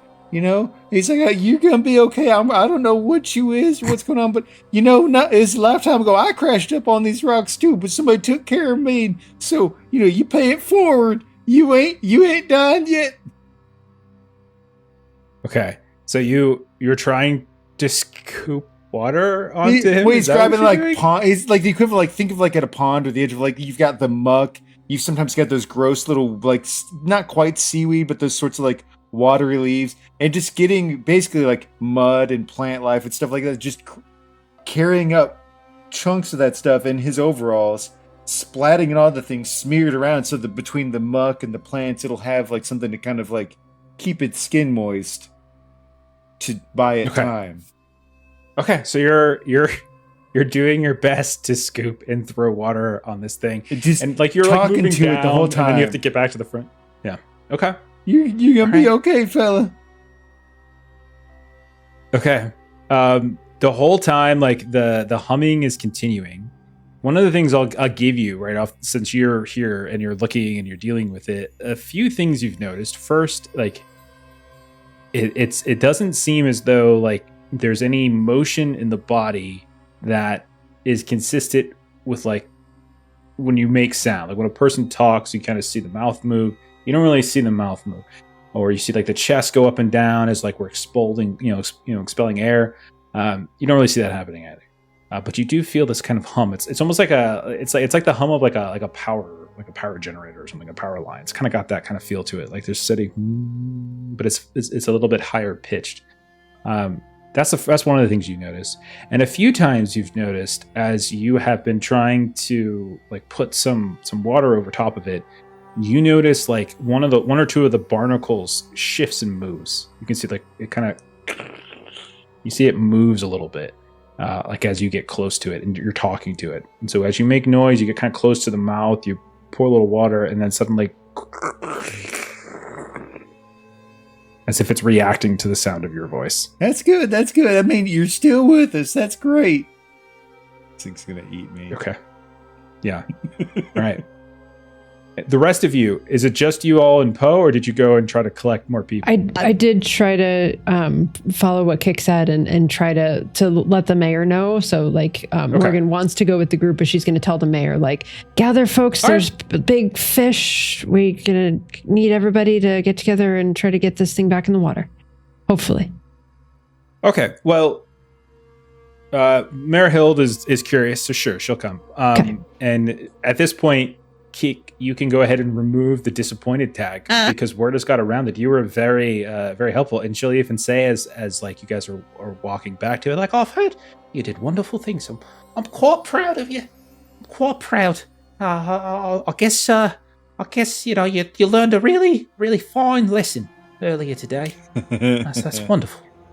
She did. She did. In fact, she's very helpful.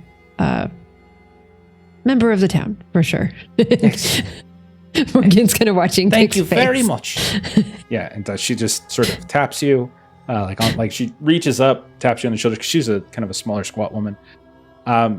Morgan, do you get any of your fishing buddies? Like it's a giant fish. There's a dock. You have fishing folk. Do you get them? Okay. We'd probably also grab some armors when we gave the sheep and cows the stores of rope that she's got as well. So we'll say a group of people are coming now. Yeah, and like this, this story of a giant fish beached on the side of the earth is probably enough to get people interested. And so as everyone starts to huddle around, some people stay up on the ridge; they're too afraid to come down. And you guys all come up, and you hear Snaggletooth just talking to it, and talking to it. Did they hear anything specifically when they first arrive? Is there anything they overhear that's awkward or funny or something? I'll tell you what, the first time I landed here is a rough time too. That's why I'm so pretty, because there's a storm. I got taken away from my family, just boom, face first in the rock. Look at this. You know, it happens to the best of us, okay? You're having a rough time. You're going to go back and you got these funny lines, and that's all right. Whatever your family, however they talk to you, maybe they'll hum at you and they'll give you some weird little hummy name for your little scars there, but you're going to be fine. You're right, Kik. He really is in love with it. I was pretty, he's very much in love with it. Wants to like save it. There's like 12 people up on the ridge looking down at you, and a few of them are starting to come down. Hey, y'all. What have we got here? What in the hell have we got here? And it's like you can see Mayor Hild's kind of coming down and looking. You see Poe. It's like, what in the hell's breath is this? And you see some of your fisher folk. And the barnacles will kind of turn towards you when you talk to it even. Now, that doesn't seem very natural. So Morgan is a coastal dweller, so I would like to do, if at all possible, do a roll just to see, like, is this something that I've ever heard stories of or anything like that? Absolutely. Yeah, put your pool together. All right, so I am a coastal dweller, and maybe you haven't seen a whale. There'll be one tag working against you, and it's basically just very rare, so you have a -1 against you just from that. But Let's see what you got. You got fisherwoman, coastal dweller. I think that's. And don't forget, by the way, you always have the ability to burn tags as well to get 3 power if you really wanted to. Yeah, I think that's anything else? Everything for now. And then I've got a -1, you said, so I'll throw that on here. Very rare. Very rare thing. Oh, darn. That -1 did it. It's a 5. Okay. It's a miss. So I'm just... you need a 7 to pass, I think. So the one, I think the -1 didn't actually. Oh, no, true. Yeah. So yeah, she's just sort of kind of scratching her chin a bit. The size and she's just running through all the things it can't be. And she's just don't the only know. thing you would know that and like you and all fisher, anyone who kind of goes out a boat and kind of goes down the fjord and goes even out to the edge of the ocean there and like does any kind of fishing is like it's dark waters and like sometimes there's like strange shadows and big things, but they never come up to the surface, so it's not really like a thing what they are. And there's always like those tall tales of like things beneath the water, that kind of stuff. So yeah, you're not familiar with it. Like when you do get up there, you definitely notice what Kik was talking about, and that it has like this band of like scabs that looks almost like brands like wrapped around it. And you do hear like Dockmaster Smythe, who's like, "Oh, that's a fucking aroma." Everyone just kind of turns and looks, and no one really kind of understands. It's like, "Oh, it's like a aroma." Hey, say the thing like they go down here and they come on up. Say again, Thor. Oh, it's a rovo. My old granddad used to say a rovo. Oh, it's surfaces. By the way, I forget yourself. Ruval? It's a runfall. Oh. Runfall. Oh. The stories. It's said all the time. My dad, my old dad, my granddad. And he said, oh, the last I saw it, he was a wee lad himself. And, there's a bad omen. They say, bad omen. He used to say, it comes up, no one forgets itself. Great. It's a bad omen. Let's get rid of it and put it back in the sea. It's unnatural anyway. Oh. No, you don't want to do that. There's goodies. Yeah, bubble it down. Oil. Lanterns. Shine. You're never going to get past Snaggletooth. He's fallen in love with it. He'll probably marry it by the end of the week. Oh, no, it's dead. It's dead as a doorknob. Look at it. Wow, Oh, is it full dead now? My old dad used to say, the coolest things do. The big shit on the sea. And they hum, they dive down under. You never see them again? Well, it's been humming this whole time. Oh, I don't know. Never seen one myself. It's dead though. Oh, look at it. Jeff, can we tell if it's dead or not? Like, can we take an inspection of some kind?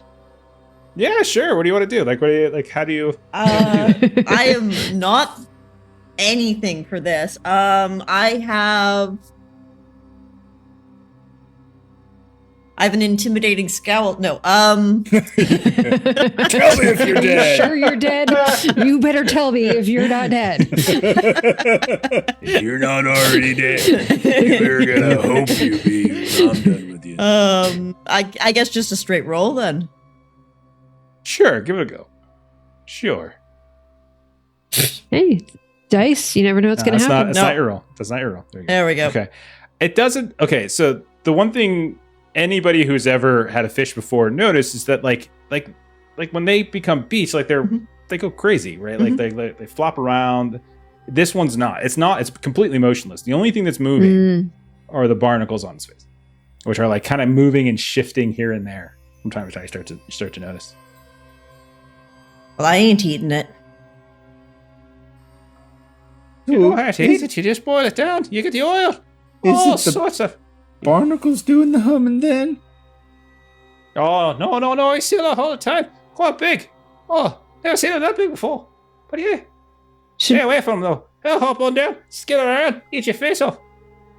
Should we try to scrape them off and get them back over water, or just let them die off in the air? Barnacles. Just leave them there. They'll probably eat it all up. You'll try to scrape them off, they'll bite your face off. I've scrubbed many barnacle off my boat, and they've never jumped off and bit me face. Oh, well, my old granddad used to say these get so big because go down super deep, all the way to the bottom of the world. Yes, that's where it's from. Eh? You only get the barnacles at the top of the world. Ones at the top of the world kind of tiny. Aye, okay, well then, can you explain the weird markings, or Powell, what do you think of that? Can you read it? Oh, I don't know, I don't speak the old tongue. Oh, Father? Father? Powell, get down from the bridge and get back here. You look around and you don't see him. Oh. Should we anybody got anything where we could draw like a crude resemblance of these here things? And you hear you hear Hild say it, like, are you all daft, or are you just to drink a lot? Look at the writings. Look at the curves, look at the motions. You know what the problem is you all don't do your civic duty. You never come to the long stone hall whenever we're having a meeting, wherever we're talking about village issues, village problems. You never come down, so you don't look at the stone. You'd never look at the stone. Oh, look at it. It looks just like the writing on the stone, it does. Oh, you can see it, the art. And and now that she's pointing it out, you guys. Oh, I don't really know how to read it. No. Only well, I don't read it. I know what the Longstone says, but Auntie Elvin, she translated it for us. Does anybody got anything Did we get her? Oh no, she Auntie Elvin in town. No. She'll never come down here. You're crazy. Of course not. And you would know her. She's like the crone hag lady. Yeah, who's out by the Ghost Meadow. Yeah. Got it. Kidnap her. I think Snaggletooth is wondering if we have a writing implement. We probably perhaps? got a much better chance of trying to make a copy of this here symbol and bring it to her than we have of bringing her to here. Well, that's not a bad idea. That's a very smart idea, Mr. Snaggletooth. Sure. Do you think you can do that? I guess I could wring out these here overalls, get some of that muck, and start just using my own overalls as a thing to use the mud and muck to recreate it on. Now you got to be real careful now. The old tongue's very complicated. That's why no one speaks it or reads it no more. No one really understands it all, so you got to get all the crosses and the dots and the slashes and the angles. You got to make sure you're looking at it the right way, or you're looking at it. You're looking at the bottom up. Oh no, or the top this down. sounded a lot like a roll. A roll? Oh, don't be daft. No, we're not rolling this creature. It's too heavy. It's a couple tons. We don't got enough folk here. Okay. Do we have? Could do though. You could go fetch him. You can go fetch old Auntie Elvin. Oh, you know. I guess so. I don't know. Does anyone here speak the old tongue? And everyone's kind of looking at each other. Yeah. Probably There's Jack not many. does. Knowing our luck. You could go to the elves, but no, I don't want to go to the elves. And no, Jack wouldn't know it. Okay. None of you would know it. Yeah. So can we send someone to go fetch something to write on so that we can do a copy of that? Like, we've got plenty of people here to go send somebody on an errand. I guess my finger paint's just not good enough. Go take a look for the father while you're out there, if you're going for paper and the like. Seems to be missing. It was just here. I overheard him earlier. He seemed a little odd, and so I did a little bit of eavesdropping, and he said something to the maker that he's not ready yet. It's not time. All right. Well, good for him, but we need him here now, regardless of what time it is, so we should go get him. Well, and fetch him out of whatever hole he's fallen in the meadow up above. You're so... Oh. Okay. And Morgan will back up a little bit to see, like, he was just here. So kind of just trying to scan the ridge line to see where he disappeared to. I think we're gonna say you send somebody to fetch some paper, and everyone kind of starts shouting out, looking for Poe a little bit. And as the night kind of continues, people kind of start gathering around. Some of the old fisher folk come down, take a look at it. Someone comes back with paper, with quill, and they start very carefully and meticulously writing those runes down. I think we're gonna go ahead and call it because we were at time. We're 2 hours in, so we'll just call it there. We'll pick up on that next time. Yeah. What is this huge? I was just about to toss a zucchini pie in its mouth just for that last just to bring it back from the dead. Just like, if it's alive, it'll react. It's so spicy. So spicy. If it's faking, it's going to have to sneeze. You saying I just spent the past hour saving a dead fish? It appears you did fall in love with a dead fish. Well, it does. Give me for being full of love. All right. Let's go ahead and end it then for tonight. Let's do a couple quick closing plugs. Let's talk for a second about our dear friend Steven, who's got a game for you up on the old Drive-Thru RPG. You can find Huckleberry up there, or huckleberryrpg.com. If you're interested in checking out some action, horror, Weird West stuff, go ahead and take a look at it. It's a lot of fun. As for our streaming stuff, tomorrow night schedule, we got what do we got? We got Conan, first episode of Conan. Hopefully we can get Aaron's internet in order, as he's going to run us through some more Hyborian tales. Saturday we've got Call of Cthulhu, as we are in the Yucatan jungle, and I just stabbed Steven in the belly with a machete, so it's a lot of fun. Ooh. Then on Monday, I think we're going to do more We're in Danger, which is my silly little game. Tuesday, we've got what do we got there, Kipster? What are we playing on Tuesday? We have got some Hardwired Island. Our cyberpunk millennials will get to start their painting journey. Awesome. And then next Thursday, more of this. That's it for us. I'm going to go ahead and put us on the end screen. I'll probably find us a raid while we're waiting. But other than that, have a great rest of your night. We'll see y'all later. Bye-bye. See ya. Farewell.